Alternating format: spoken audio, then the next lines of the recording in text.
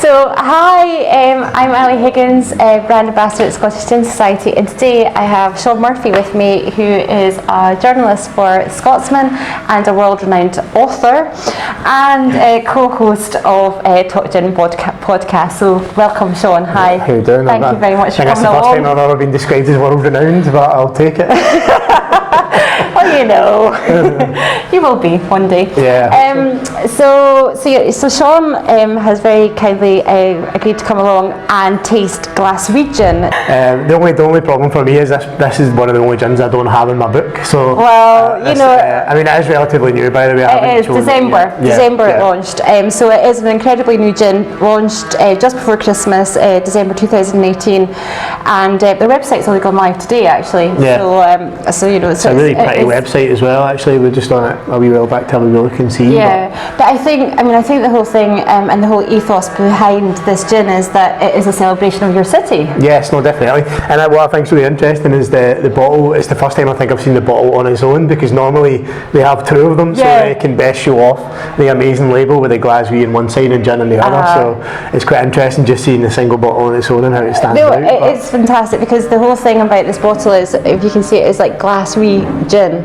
So it doesn't look like a spelling mistake, and it's all about phonetics. So it's actually good. But anyway, Seann, before we actually get into tasting this gin that celebrates the city that you're from, do you want to just sort of tell us a wee bit more about what it is that you actually do? Yeah, so originally I started working as a journalist for the Scotsman, which is obviously based in Edinburgh, and then from there I was given control of the food and drink site, which led, because I don't know, my background is basically whiskey. Yeah. My family own Pot Still in Glasgow, and I had done a wee bit of writing about whiskey, and it was that led me to be given control of the food and drink site. So I began to write a bit more about spirits, beer, and then of course when the gin boom happened, that took off. Scottish gin became something that was quite interesting to me. I think what's so fascinating about it is it invokes such passion in people like yourself, and obviously the guys that are producing these excellent gins.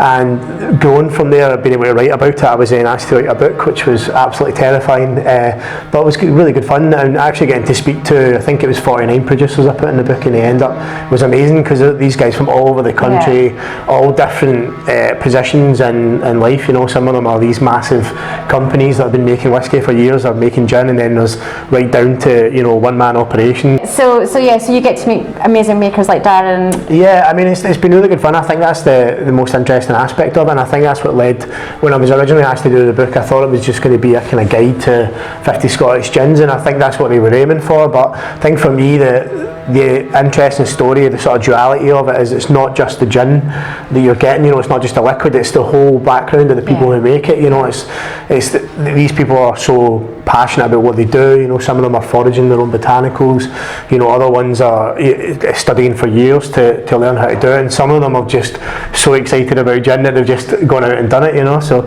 it was just really good fun as well, to speak to these people and be able to do a little bit about them, especially in the book. And I hope that if the book sells well, that a lot of people will buy bottles from the book. I think I do. I think the way that your book's laid out is fantastic, and the fact that you have cocktails and serves, and it's a really accessible book as well. I think one of the things I always laugh about is I have to caveat that for me it's the most extensively covered gin book, so in print, so it's got the most comprehensive list of Scottish gins, but I always have to caveat in print, because obviously you guys have got it covered online. Yes, so you have got the most up to date, because mine's obviously cut off in August, so I think I started off when we first started writing the book, which would have been November 2017.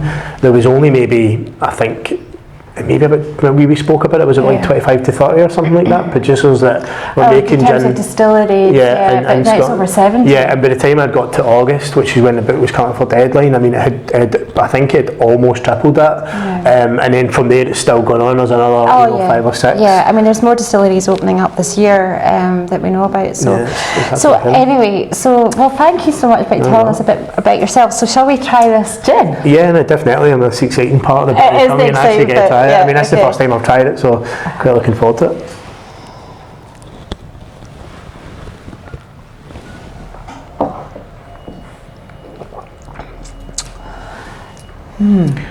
I think the first word that comes to mind there is refreshing. It is, isn't it? It's really refreshing, and I also think for me it's very juniper led. Yeah.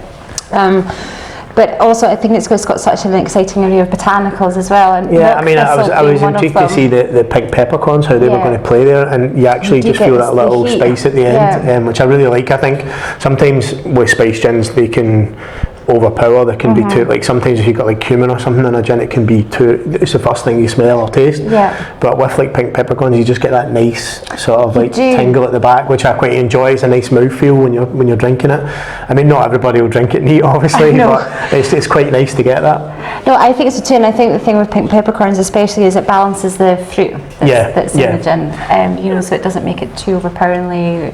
It gives it a depth as well. It's almost like a story, so the first thing you're getting is the juniper, and then it leads through the fruit and then into almost the spice on the finish. Yeah, but I think you're right when you're saying it's actually really quite refreshing. Yeah, I think I could probably enjoy quite a few of them. Shall we try a long drink of it? Yeah, exactly. So the preferred serve, it's really interesting because when I met Andy, the man behind this, he was very much like he wants this to be an uncomplicated gin. He wants it to really evoke the nature of Glasgow and its people, and but he did say that a good serve is apple and mint or pink grapefruit, but he has very much designed this gin as something that can just be had with tonic and ice. So you're in your house, you have no fruit, nothing lying around, it really doesn't matter. Well, I think that's quite good. I mean, I think that, as you always say, it should be a preferred serve anyway. You should only really get what you think is quite good, but people should also experiment. You should be able to play about with it, and I think gins that are versatile like that are quite desirable. So I'm going to try it with the apple and mint first. Cheers, Ange. Oh God, that's so good. I think because I'm getting the aromas of the mint and the apple as well, but it's just, highlighting just you say refreshing it is. Yeah, I think with the grapefruit you're getting a bit more of a little bit of bitterness coming through, which I really like. It just kind of balances out that fruit. It does, doesn't it?